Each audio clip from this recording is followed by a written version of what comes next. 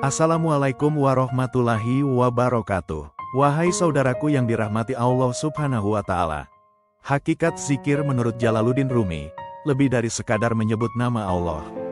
Zikir, bagi Rumi, adalah upaya untuk mencapai kesatuan dengan Sang Kekasih, Allah, melalui cinta dan pengorbanan diri. Zikir adalah proses pembersihan hati dan jiwa dari segala hal selain Allah, sehingga cintanya memenuhi seluruh keberadaan.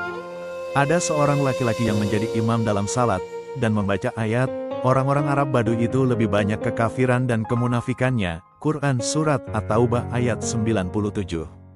Kebetulan di situ hadir seorang kepala suku Baduy, dengan serta-merta ia menamparkan sang imam dengan cukup keras.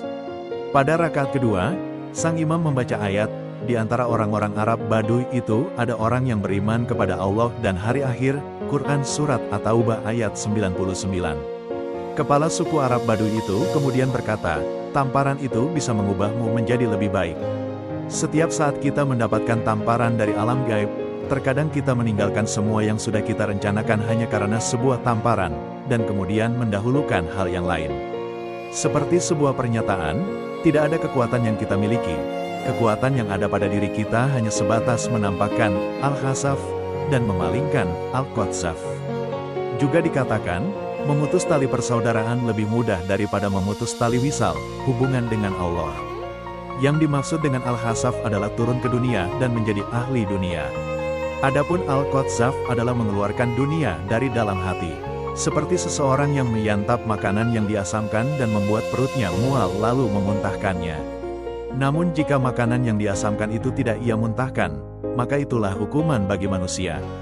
Demikian juga yang dilakukan oleh seorang murid yang mengabdi dan berkhidmat karena ingin mendapat tempat di hati sang guru. Semua yang dilakukan murid yang bisa mengusik si guru berasal dari hati guru, seperti makanan yang dimakan oleh seseorang lalu ia muntahkan. Sebagaimana makanan asam yang diberikan oleh seseorang lalu ia muntahkan, seiring dengan berjalannya waktu, murid itu akan menjadi seorang guru dan karena perilaku yang tak diridai itu, ia juga akan mengeluarkan sesuatu yang asam dari dalam hatinya. Cinta Allah disebarkan ke seluruh alam, maka semua hati pun tunduk pada fitnah dan keburukan. Kecintaan akan membakar segala sesuatu dan menjadikannya debu, lalu mempersembahkannya pada angin topan. Dalam angin topan itu, atom-atom hati yang telah menjadi debu bergoyang dan berduka. Bila tidak demikian, siapa yang akan membawa berita-berita ini? Siapa yang setiap saat akan rela mengemban kabar-kabar baru ini? Seandainya semua hati itu tidak melihat kehidupannya kala ia terbakar dan berserakan di mana-mana, bagaimana mungkin ia ingin terbakar? Hati yang terbakar dengan api syahwat duniawi dan menjadi debu, apakah dia akan mendengar suara atau melihat kilauannya? Aku sudah tahu bahwa berlebih-lebihan bukanlah akhlakku, apa yang menjadi rezekiku akan menghampiriku. Aku berusaha mendapatkannya, namun mencarinya hanya membuatku derita. Andai aku duduk, ia akan mendatangiku dan tidak akan menyakitiku. Yang benar adalah, aku sudah mengetahui aturan rezeki. Berjalan ke sana kemari tanpa tujuan dan penolongku, selain dalam kondisi darurat bukanlah termasuk akhlakku. Sungguh apa yang sudah menjadi bagianku akan menghampiriku, meskipun aku duduk sambil berhayal mendapatkan emas, makanan, pakaian dan api syahwat. Namun ketika aku berusaha mencarinya, usaha itu hanya akan menyakitiku, membuatku tegang dan terganggu. Seandainya aku bersabar dan tetap diam di tempatku, rezeki itu akan mendatangiku tanpa lara dan gangguan. Karena rezeki itu juga mencari dan menarikku. Saat dia tidak mampu menarikku, ia akan mendatangiku seperti halnya saat aku tidak mampu menariknya, aku akan mendatanginya. Ringkasan dari pembahasan ini adalah, sibukkan dirimu dengan urusan agama, sehingga dunia mengalir di belakangmu.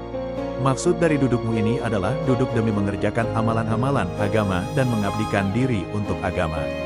Meskipun manusia bekerja demi agama, hakikat ia duduk, dan meskipun dia duduk demi agama, hakikat ia bekerja. Rasulullah Shallallahu Alaihi Wasallam bersabda, barang siapa yang menjadikan semua keinginannya menjadi satu keinginan saja, yaitu akhirat, maka Allah akan mencukupkan seluruh keinginannya yang lain.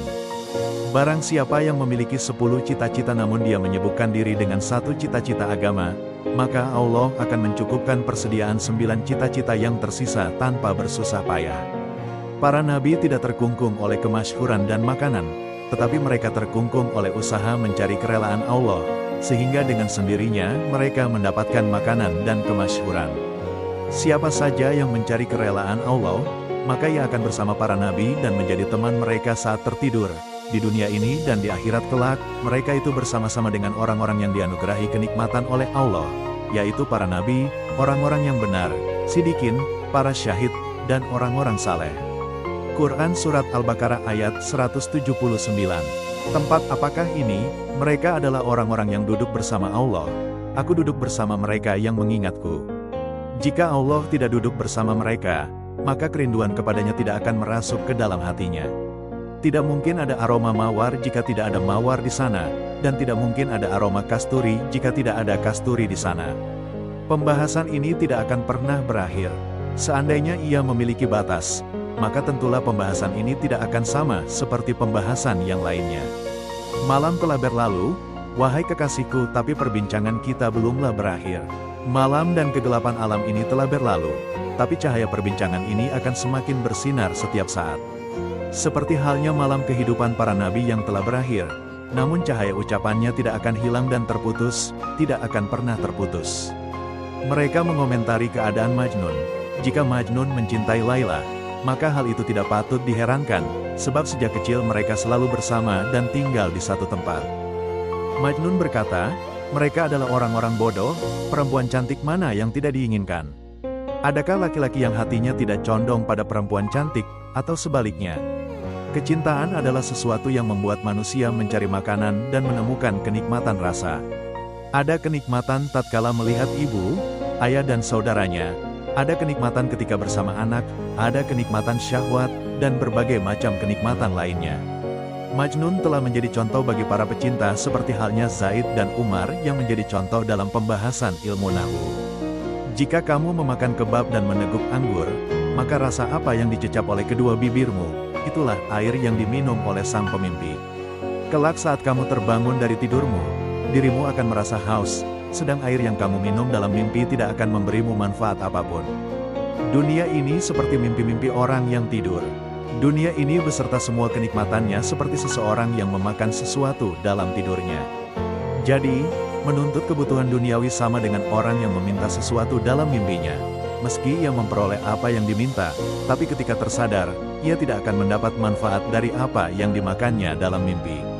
Meski demikian, seseorang yang meminta sesuatu saat ia tidur akan mendapatkan apa yang dimintanya, sebab apa yang didapat itu sesuai apa yang dipintanya. Pencarian makna sejati. Zikir bagi Rumi bukan hanya sekadar rutinitas lisan, tetapi perjalanan spiritual untuk menemukan makna hakiki keberadaan dan menyadari kehadiran Allah dalam setiap aspek kehidupan. Terima kasih, semoga bermanfaat. Wassalam.